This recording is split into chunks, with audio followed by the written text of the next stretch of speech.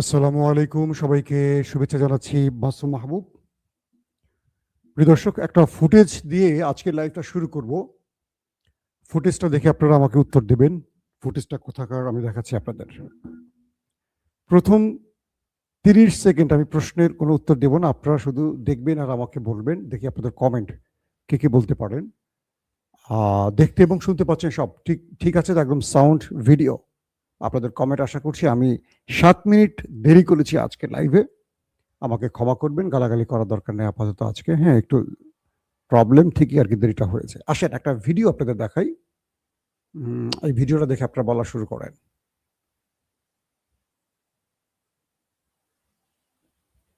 ভিডিওটা দেখতেছেন আপনারা, এটা কি গাজা, এটা ইরান নাকি লেবানন? বলেন, ফুটেজটা দেখে বলতে শুরু করেন। এটা কোথাকার দৃশ্য আমি আপনাদের দেখাচ্ছি? গাজা, ইরান নাকি লেবানন? হ্যাঁ, আপনারা বলতে শুরু করেন ভাই। আজকের সৌদি আরব থেকে, আল বাহা থেকে দেখছেন না, বাগদাদ ইরাক থেকে ইউসুফ ভাই, বলেন কোথাকার? ও ও আমার দর্শকরা তো অনেক স্মার্ট। এই জন্য তো আপনাদের জন্য এত কষ্ট করে ভিডিও করি। প্রচুর কমেন্ট চলে এসছে, ইসরায়েল ইসরায়েল ইসরায়েল। রাইট, আপনারা যে ভিডিওটা দেখতে পাচ্ছেন এটি হলো ইসরায়েলের দৃশ্য। কল্পনা করেন এই দৃশ্যগুলো দেখে আজ থেকে কয়েক মাস আগে এই দৃশ্যগুলো আপনারা কোথায় দেখতেন? বলেন কোন নাম বলতে তো খুব ভয় পাচ্ছি। এটি হলো আমাদের নেতা কাকুর বাড়ি, দেখতে পাচ্ছেন? ভালো করে দেখেন, প্রচুর ভিডিও ছিল, আমি দেখাচ্ছি না, বাট এইটুকু আপনাদের দেখাচ্ছি। তারপরও আল্লাহ জানে কি হয়। আপনারা দেখছেন, ভালো করে দেখেন। এটা হলো নেতা কাকুর বাড়ি। এটি দুষ্ট ইরান মিসাইল মেরে মেরে তামা করে ফেলেছে। দুষ্ট ইরান খুব খারাপ। ইরান তুমি খুব খারাপ, তুমি এটা একদম ঠিক করো নাই। আমাদের প্রিয় নেতা কাকুর বাড়িটাকে এভাবে লন্ডভন্ড করা একদম ঠিক হয়নি। আমরা ইরানকে সাপোর্ট করতে পারি না, কি বলেন? এইভাবে যদি কেউ করে, দেখেন ভালো করে, আমি ফুটেজটা আপনাদের প্রয়োজনে আরেকবার দেখাবো, যে দর্শকরা মিস করছে শেষের দিকে আরেকবার দেখাবো। অর্থাৎ আমি আমার দর্শকদেরকে একটু টেস্ট করলাম, আমার দর্শকরা আসলেই তো খবরের জন্য পারফেক্ট। আমি আপনাদের জন্য পরিশ্রম করছি, আমার সাকসেস। এই দৃশ্যটার খুব ইন্টারেস্টিং ব্যাপার যে পৃথিবীর বড় বড় গণমাধ্যমে এসছে, আবার অনেকে সেন্সর করছে। মূলত আজ থেকে বছর খানিক আগে বা তারও আগে যুগের পর যুগ এই দৃশ্যগুলো আমরা দেখেছিলাম অন্য কোনো দেশে। হতে পারে সেটা গাজা, হতে পারে লেবানন। আজকে এই দৃশ্য আমরা দেখছি নেতা কাকুর বাড়িতে। মুস্তফা বাহিনী এমন মিসাইল মারছে যে তাদের আর কিছু অবকাঠামো একদম মানে মাটির সাথে মিশিয়ে দিয়েছে। আপনারা দেখেছেন তো না? এগুলো আমরা সবসময় মুখে বলেছি, আজকে কিছু দৃশ্য দেখিয়েছি। অনেক দর্শক বলে যে মাসুম ভাই কিছু ভিডিও দেখান, দেখাতে ভয় পাই। কেন ভয় পাই সেটা আপনারা জানেন। অনেক রকম সমস্যা থাকে। সাউন্ড নেই? কি বলছে ভাই? আমার দর্শকরা বলছে সাউন্ড নেই। মানে আপনারা কি আমার কথা শুনতে পাচ্ছেন? আমি তো দেখতে পাচ্ছি আমার কথা শোনা যাচ্ছে।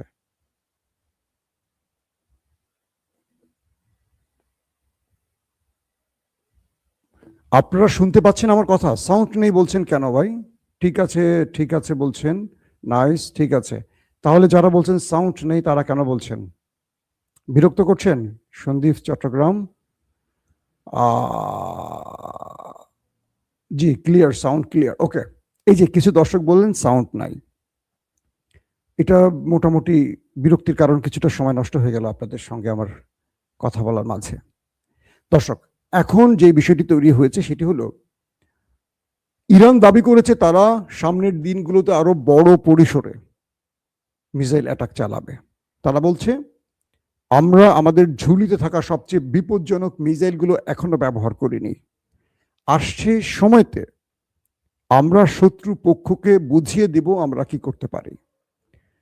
যদি ইরান এখনো ভয়ঙ্কর মিসাইল ব্যবহার না করতেই এই অবস্থা হয়, দেশটির ভেতরে পুরো ধোলাইখাল হয়ে যায়, তাহলে আসছে দিনগুলোতে ইরান যখন তার গোপন আস্তিন থেকে ভয়ঙ্কর মিসাইল বের করবে, তখন সেই দেশটির অবস্থা কি হবে? এই প্রশ্ন আমরা করতেই পারি। দেশটির ভেতরে এর চেয়ে ভয়াবহ অবস্থা। এটা তো একটা ফ্রেম বা একটা ক্যামেরার অংশ থেকে আপনাদের দেখালাম। এই দেশটির ভেতরে আরো ভয়াবহ অবস্থা তৈরি করে ফেলেছে মোস্তফা বাহিনী।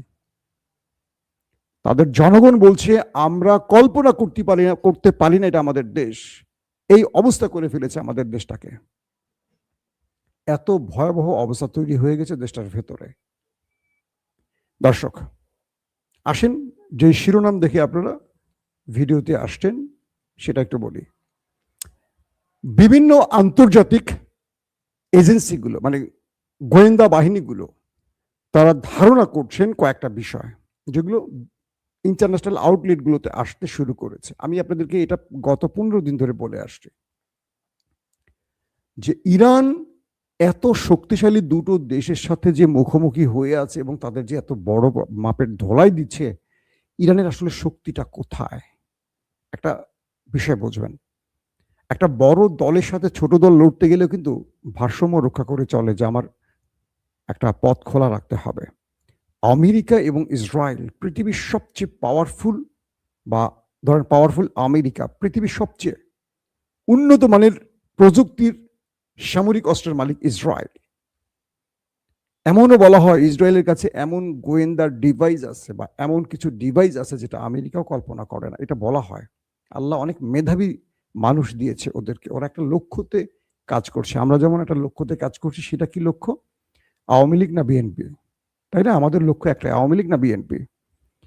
আমরা ঈদের পরে কি দেখলাম?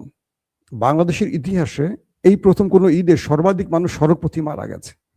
অথচ ঈদের 2 দিন আগে আমি একটা ভিডিওতে বলেছিলাম যে ঈদ আসে আমাদের কান্নার জন্য, কারণ আমরা অতীত থেকে দেখেছি যে ঈদে বাড়িতে আসা যাওয়ার পথে প্রচুর মানুষ আমাদের মারা যায়। কিন্তু এবার সকল রেকর্ড ভেঙেছে। গাড়ির ড্রাইভারের বদলে হেল্পার বাস চালিয়ে একটা বাস, একজন মানুষের ভুলে কতগুলো মানুষ সলিল সমাধি নদীতে ডুবে গেছে। আজকে অনেকগুলো খবর পেয়েছি, কালকেও পাচ্ছি, প্রতিনিয়ত এই খবরগুলো পাচ্ছি। রাষ্ট্রের মন্ত্রীরা, প্রধানমন্ত্রীরা নাকি ঘন্টার পর ঘন্টা অফিস করেন, কিন্তু রাষ্ট্র কোথায় যাচ্ছে, রাষ্ট্রের বাপ মা কোথায় যাচ্ছে আমরা বুঝতে পারছি না। এগুলো বন্ধে কি ব্যবস্থা নেবে? ইউনূস সরকারের আমলেও আমরা এত মানুষের প্রাণহানি দেখিনি, খুব আফসোসের সাথে বলতে হচ্ছে। গণতান্ত্রিক সরকারের সময় আমরা এগুলো বন্ধ দেখতে চাই। আমরা চাই সরকারের মন্ত্রীরা কয়েক ঘন্টা কাজ করবেন, সেটার নিউজ না হোক, তারা কি কাজ করেছেন সেই সংবাদটা আমাদের সামনে আসুক। বাংলা একটু চামে চামে বাংলাদেশের খবর দিয়ে দিলাম, বুঝছেন? আপনাদের রাগ করেন না আবার।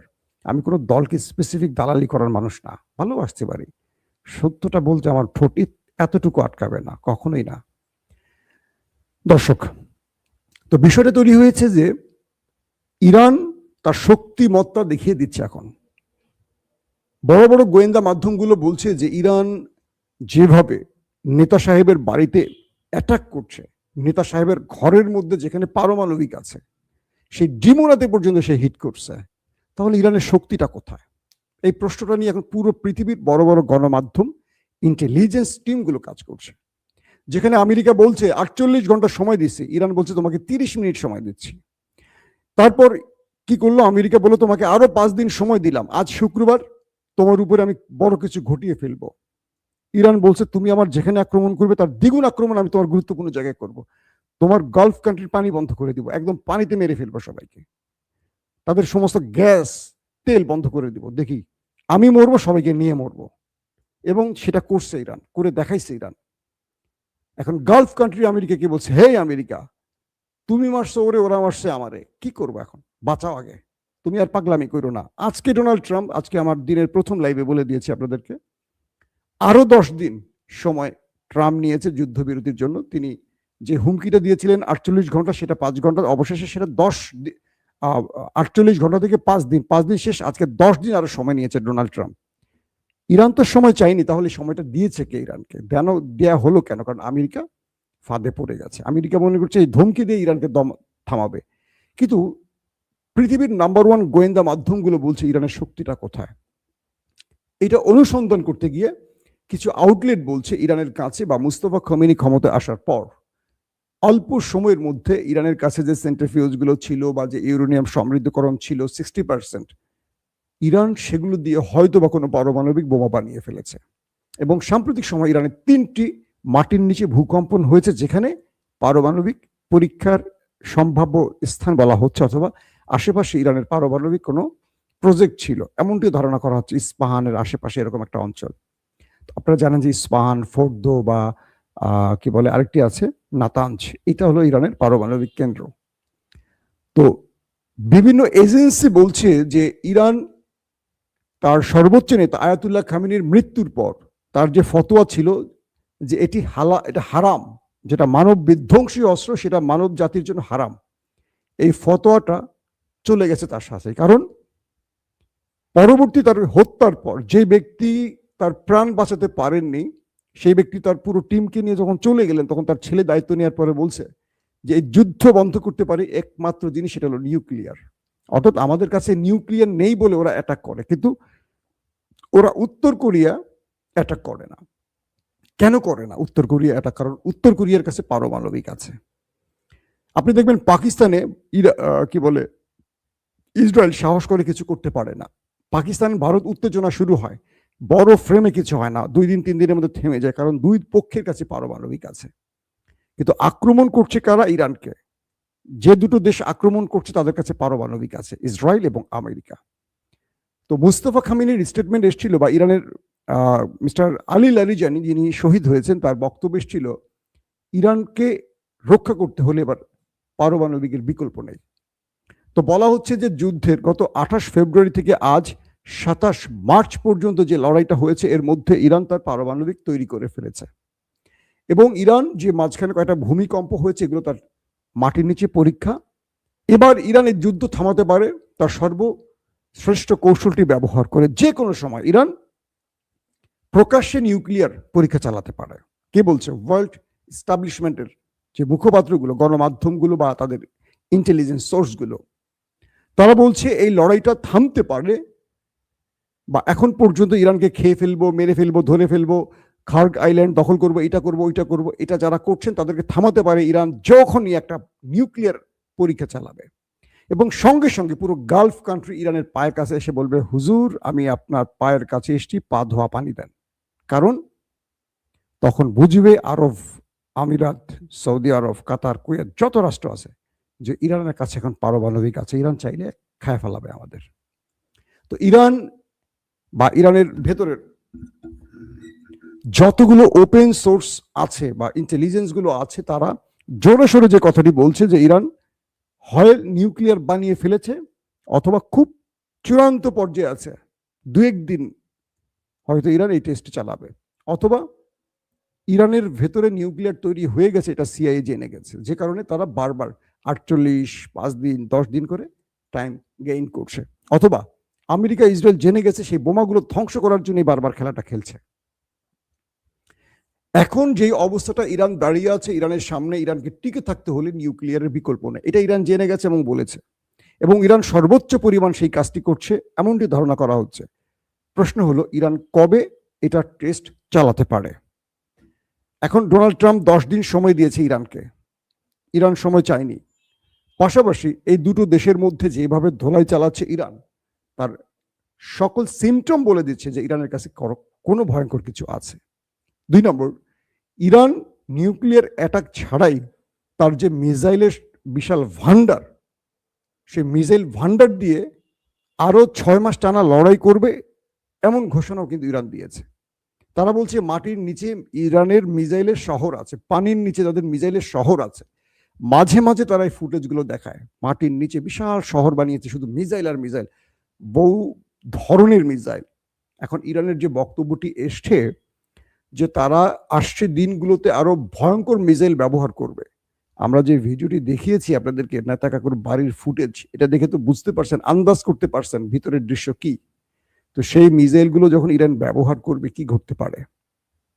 দুটো জিনিস, যদি দেখেন নেতা কাকু কোনো নিউক্লিয়ার অ্যাটাক করছে না, ধরে নেবেন ইরানের কাছে আছে, এটা মোসাদ জেনে গেছে। আর এই মুহূর্তে নেতা কাকু তার পুরো দেশের সর্বনাশ ঘটাচ্ছেন, কিন্তু নিউক্লিয়ার অ্যাটাকে সাহস করছেন না কেন? এই প্রশ্নগুলো আমাদের মাথায় আসছে। আমেরিকা কিন্তু একবারও নিউক্লিয়ারের কথা বলছে না।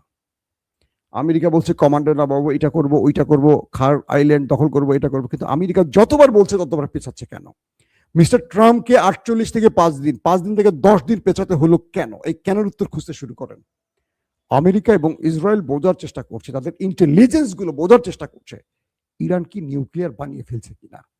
এটার জন্য তাদের সকল এজেন্ট যারা এখন ইরানের মধ্যে আছে, কারণ ইরান মাঝখান থেকে এই দুটো দেশের এজেন্টদেরকে অনেককে ধরে ফেলেছে, অনেকে ফাঁসিয়ে দিয়েছে, অনেকে জেলে আছে। তো বলা হচ্ছে যে এই দুটো দেশ বোঝার চেষ্টা করছে ইরানের কাছে নিউক্লিয়ার আছে কিনা, বা ইরান নিউক্লিয়ারের কোন পর্যায়ে আছে। কারণ আমেরিকা এবং ইসরায়েলের প্রশ্ন আসছে যে আমরা ওদেরকে মারছি 2টা, ওরা মারছে 4টা। আমরা ওদেরকে যেই পরিমাণ মারছি তার চেয়ে বড় পরিসরে মারছি। আমেরিকার সেনারা, মার্কিন সেনারা গালফ কান্ট্রিতে অর্থাৎ আরব রাষ্ট্রে তারা সকল বেস ছেড়ে পালিয়ে তারা বিভিন্ন হোটেল মোটেলে গিয়ে উঠছে। তারা আরব জনবসতির মধ্যে ঢুকে পড়েছে, মানুষের সাথে মিশে গেছে, তাদেরকে শেল্টার হিসেবে ব্যবহার করছে। তারা জানে ইরান আরবদের মারবে না, মুসলিম জাতীয়রা। তো মার্কিন সেনারা পোশাক পরিবর্তন করে তারা ঢুকে পড়েছে এখন আরবদের মধ্যে। ধরেন একটা বিল্ডিং এ আরবরা থাকছে, সেখানে 2টা ফ্লোর তারা ভাড়া নিয়ে জীবন রক্ষা করছে। ধরেন একটা হোটেলে, আরবদের হোটেল, সাধারণ মানুষের হোটেল, সেখানে তারা রুম ভাড়া করে থাকছে, অর্থাৎ বিচ্ছিন্ন হয়ে তারা এখন নিজের জীবন বাঁচাচ্ছে। আমেরিকাকে ইরানের ভয় জীবন বাঁচাতে বেস ছেড়ে পালাতে হলো, অথচ তারা এত পরাশক্তি, এত পাওয়ারফুল অস্ত্রের মালিক, B2 বোম্বার্স, হ্যাঁ, তাদের কত কিছু আছে, বাংকার ব্লাস্টার, এত কিছু থাকার পরও আমেরিকা ভয় পাচ্ছে কেন? ওই একটি কারণ বলা হচ্ছে যে তারা সকল নেটওয়ার্ক সোর্সকে কাজে লাগাচ্ছে যে ইরানের কাছে নিউক্লিয়ার রেডি হয়ে গেছে কিনা, এবং ইরানের এই শক্তির উৎস কি নিউক্লিয়ার, নাকি এর চেয়ে ম্যাসিভ বা এর চেয়ে ভয়ঙ্কর কোনো মিসাইল ইরানের কাছে আছে। কারণ রাশিয়া কিন্তু জানিয়েছে যদি কোনোভাবে নেতা সাহেব ইরানের বিরুদ্ধে নিউক্লিয়ার ব্যবহার করে তবে রাশিয়া নিউক্লিয়ার ব্যবহারে বাধ্য হবে। তার মানে রাশিয়া যুদ্ধটাকে এই লেভেলই চাচ্ছে যে তোমার মিসাইল মারুক, তুমি মারো, তুমি মারো, কিন্তু নিউক্লিয়ার অ্যাটাক যদি কেউ করে তার এগেনস্টে রাশিয়াও নিউক্লিয়ার অ্যাটাক করবে, এমন ঘোষণা কিন্তু রাশিয়ার পক্ষ থেকে এসছে। রাশিয়ার গণমাধ্যম এটা কিন্তু আমি গত 2-3 বারও আমাদের খবরে বলেছি।